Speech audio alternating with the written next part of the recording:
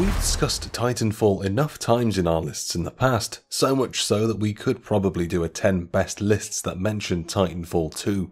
Now, after 7,274 mentions over the years, it's time to properly stand for Titanfall and look towards the future. Sandra, sound the Titanfall klaxon one last time. Regular viewers of Cultured Vultures will know that we're still out here holding out hope on the possibility of Titanfall 3. Please, gaming gods, grant us this one wish and give us the glory of 12 mechs dropping into a firefight to beat the snot out of each other. Other multiplayer games just don't cut the mustard in the same way that Titanfall did. Despite receiving nigh-on universal acclaim, the Titanfall series has always felt underappreciated and underrated, especially when compared to some of the Call of Duty games from the mid-2010s, which utilised a lot of the same gameplay mechanics, and we'll get to that. Since 2016's Titanfall 2, the core series has remained dormant, aside from some side projects both failed and otherwise. Still, there's a core section of gamers who are waiting for a return to the frontier, ideally in a mech and not for a battle royale. So, finally, we are asking the question, will we ever see Titanfall 3? Before then though, if you could smash the like and smash the subscribe, we promise to not send you out to die in a packed release schedule. In order to properly examine the history of Titanfall, we should briefly explain how developers Respawn Entertainment were founded.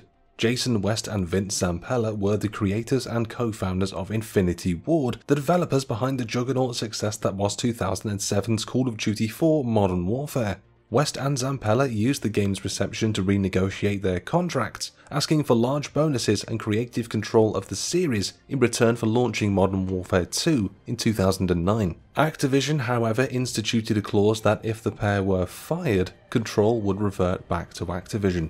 In 2010, Activision got their wish, with the pair fired from the company. Many lawsuits were filed between both parties, ultimately leading to the two sides settling out of court. Of course, West and Zampella weren't ones to rest on their laurels, as just a month after they were fired from Infinity Ward, they partnered with EA to create Respawn Entertainment. Crucially, 38 out of 46 Infinity Ward employees who left the company after West and Zampella's firing were hired by Respawn and began work on what would become Titanfall. In June 2013, Respawn first got to show off what they'd been working on, debuting Titanfall at that year's E3.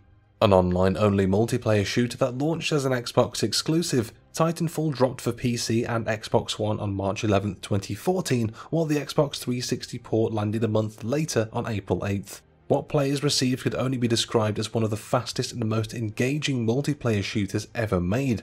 Players could utilise a lot of enhanced parkour techniques like wall running, double jumps and more to explore multiplayer maps in ways they perhaps couldn't before, while experiencing that tight gunplay that you would expect from former COD devs. Perhaps the biggest highlight of the game were the Titans themselves, huge controllable mechs with their own abilities and loadouts. After a certain amount of time passes, which was lessened if you were especially deadly, you could summon forth your Titan, piloting them to rain down death or duel with other Titan pilots, or you could let the AI pilot them, using them like a watchdog to guard objectives or distract enemy pilots while you boarded and planted a grenade inside. While the original Titanfall might have ultimately been a success, with Vince Zampella taking to Twitter in late 2015 to say the game managed to reach 10 million, whether that meant sales or unique players was never clarified. Its limited launch as an Xbox One game meant that Titanfall might not have been given the recognition it deserved. No matter how much Microsoft promoted Titanfall, the Xbox One sales compared to the PlayStation 4 just did not match up. Soldiering on, Respawn revealed they'd be working on Titanfall 2 in 2015 before fully unveiling the game in 2016 during the EA Play event. Titanfall 2 was given an October 2016 release date, and for those who kept up to speed with the release schedules of games at the time, many considered the October release date to be a death sentence. To Titanfall 2's credit, Respawn did everything they could for the sequel, bringing the game to PS4 and adding a fully fledged campaign mode in a bid to improve player retention. For many, the campaign was an unsung highlight of the entire package, with many players, likely to their own surprise, becoming heavily invested in the adventures of BT and Jack Cooper. Seriously, if you're looking for a short but brilliant FPS campaign, look no further than Titanfall 2. So, what went wrong? We don't normally go into detail about pitfalls that affect specific games when going through these retrospective articles, but Titanfall 2 suffered from two key issues that hamstrung the game's success that are worth talking about. On a minor note, there's been some speculation that some PS4 users were unaware they could even play Titanfall 2, citing that they believe the sequel would be an Xbox exclusive like its predecessor.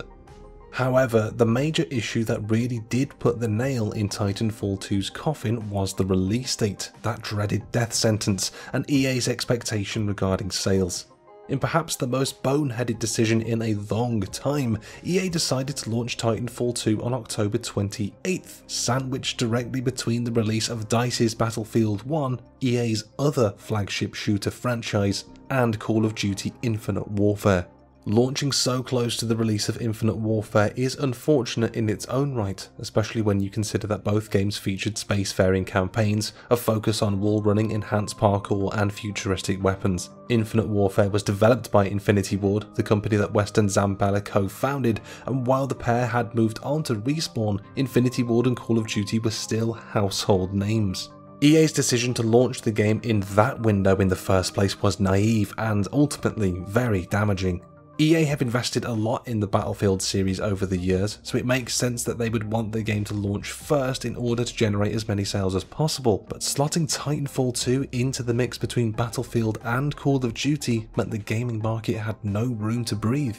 3 AAA shooters launching in 3 consecutive weeks meant that players would either be spending around £150 or $180 on 3 games or making a sacrifice. Battlefield and Call of Duty are massively established franchises with huge marketing machines and budgets behind both, so naturally the casual gaming market would gravitate towards either release rather than taking a punt on a game that they weren't even sure was launching on their platform in the first place. In no uncertain terms, Titanfall 2 was sent out to die.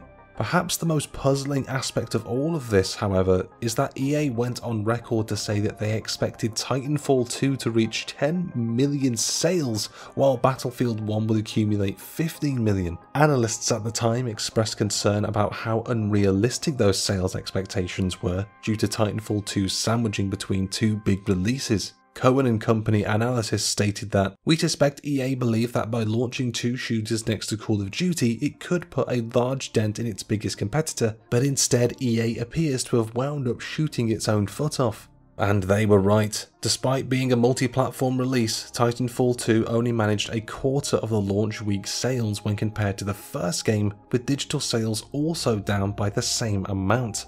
EA declared the game to have underperformed in an earnings call in January 2017, despite being impressed with the level of positive reviews the game received. Zampella himself even commented that Titanfall 2, despite being successful, could have sold better. So, where's Titanfall at these days? Well, pretty much purgatory. EA and Respawn made a few attempts to turn Titanfall into a franchise beyond just a series of FPS games, with the mobile game Titanfall Assault launching on mobile devices in August 2017. A top-down strategy game published by Nexon and similar to Clash Royale, Titanfall Assault never really found its footing and ended up being removed from the Google Play Store just under a year after the game was released. There's also 2 cancelled games to talk about. Titanfall Frontline was supposed to be the first step in Respawn's collaboration with Nexon, with Frontline being a collectible card game similar to the likes of Hearthstone. It was cancelled before it could fully launch. On top of that was Titanfall Online, a free online FPS developed specifically for the Asian markets. Despite receiving a beta launch in South Korea in 2016, Titanfall Online never really got off the ground and was cancelled by 2018. Not that Respawn care, as they're currently rolling in Apex Legends money. Surprise launching in January 2019, Apex Legends was an ambitious free-to-play battle royale game that was set in the Titanfall world. The game's initial trailers were even narrated by noted series antagonist Kuben Blisk, though the ties between Apex and Titanfall are more like subtle nods and lore hints than anything more overt. Crucially, there's no Titans in Apex Legends either, which has long been a point of contention for many Titanfall fans. As for Respawn themselves, they've been branching out beyond the Titanfall and Apex umbrellas, releasing the critically acclaimed Star Wars Jedi Fallen Order at the tail end of 2019, with a sequel likely. They've even taken on one of EA's legacy franchises in the form of Medal of Honor, launching the VR title Above and Beyond in December 2020. What started as a group of former Call of Duty developers has blossomed into a versatile and competent team of devs, capable of a wide-ranging variety of games. Seriously though, Fallen Order 2, lads. After Titanfall 3 ideally, but still. It's a lot more likely than some of the other games we've covered. We'd certainly expect to see a new Titanfall game before the likes of a new Ape Escape or F-Zero, and that's largely due to the success of Apex Legends. The ongoing player base for the popular Battle Royale and the constant lore drops and stories being told within its universe suggest that Respawn still has more to give from that universe and that there's a player base out there willing to accept it. That being said, Apex Legends might be the biggest barrier to getting Titanfall 3 off the ground. As is often the case in these deep dives, the question comes down to whether or not a new Titanfall is worth the investment. Players still flock to Apex Legends in the millions every month, meaning the game is still lucrative for both EA and Respawn. Is it worth diverting that development towards creating a game that might not offer the same return on investment? To EA's credit, they did drop a nugget of hope for the Titanfall 3 true believers in February 2021, with EA's Chief Studio Officer Laura Mealy conducting an interview with IGN to say that the responsibility for Titanfall 3 lies on the shoulders of Respawn Entertainment, as they're looking to give studios the autonomy to explore the projects they're interested in. Laura stated, "Apex takes place in the Titanfall world, and the Respawn team is incredibly proud of that legacy and brand. The team will determine what the future holds for Apex and Titanfall. I don't believe in directing or telling games teams what to create. It has to come from the player community and the inspiration and motivation of developers." The interview also talks about the role social media plays in revisiting these dormant franchises, with Laura referring to Skate 4 specifically, another franchise that fans have been clamouring to see revived. EA announced a new game in that series in 2020. The fate of Titanfall 3 seems to rest with both Respawn Entertainment and the fans then. It's at the behest of Respawn whether they want to see Titanfall 3 become a reality, but considering their fondness for the franchise as a whole, and the fact they're still developing content for Apex Legends, suggests that they're not willing to walk away from the Titanfall franchise just yet. They just need a reason to develop that standalone game. Titanfall 2's success when it finally launched on Steam in 2020 might just be that catalyst, however, as not long after launch, TF2 managed to break into the top 100 most played games on Steam. It also became the top selling game on Steam at the time, which is a pretty clear suggestion that either there's a dedicated group of players hoping for Titanfall 3, or there are plenty of new players that are curious about one of gaming's hidden gems.